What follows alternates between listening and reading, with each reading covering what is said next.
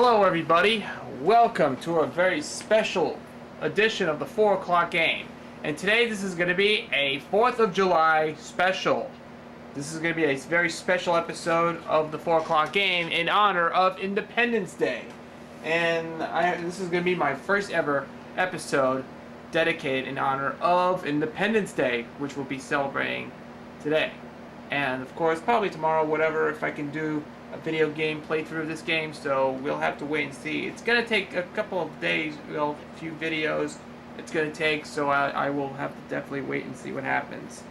So, on this episode of the 4 o'clock game, in honor of the 4th of July, well, before we start though, I'm going to show you, I will give you a new game that in honor of July 4th, plus, after the game, I will be determined to give you the winner of the 4 o'clock games, the 4th of July contest, which will be probably the worst NES game ever made, which will be selected by our votes, the YouTube viewers, or which for those of you who have been watching on ScrewAttack.com, you should see me on ScrewAttack as well. So, and after this episode's done on ScrewAttack, I will be uploading onto YouTube's 4 p.m. game, and we'll have it for probably in the next after playing this game. So after playing this new game. So on this program today, in honor of the 4th of July, I'm going to show you a game that I'm going to play right now. This game came out in 2000, and it's got all the good stuff, and this was associated with pyrotechnics and even fireworks displays. Can you guess what it is? This is Fantavision. This game came out in 2000 for the PlayStation 2, and it was made by Sony Computer Entertainment. This is probably one of the launch titles for the PS2, and it gives you probably some information about this game, as this game plays just like Tetris, and it's one of the pretty good games for its time. And there were a lot of good games, but currently on the iPod Touch or iPhone, they made a game called Disney Fireworks, which you can use fireworks to go with music. But that's probably in the current version, the version you play, the Disney Fireworks, which is also available for download on both if you use an iPhone or iPod Touch or on your Nintendo DS as a download. So you can get it, so you can pick it up and play it.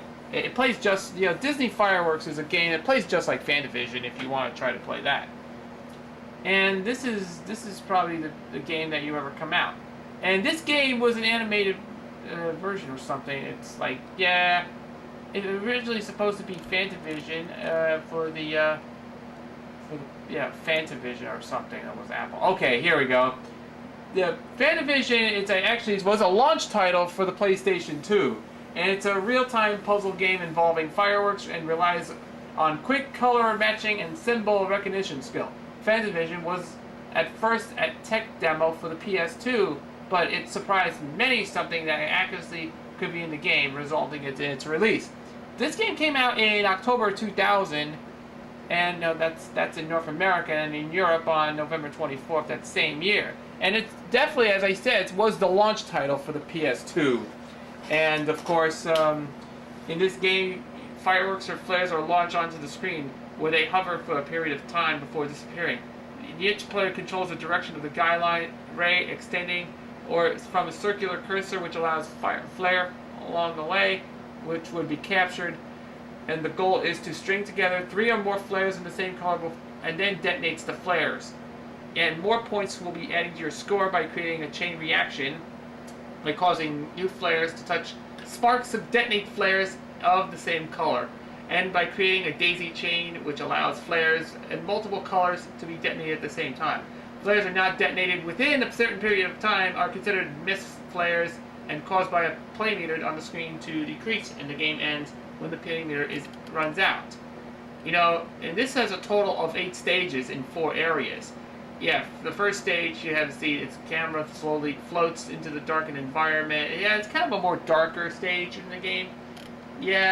Star mines, which would be a bonus stage or something.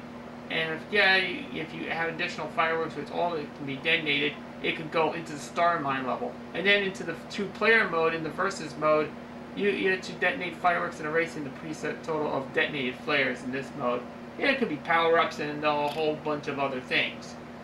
And yeah, this game is pretty fun and even a more puzzle game. It's pretty good for a launch title for the PlayStation 2. And of course, this game is pretty fun and challenging. I finally beat the game at once when I played this game. And of course, this is one of the fewer games that ever, actually one of the early PS2 games ever made.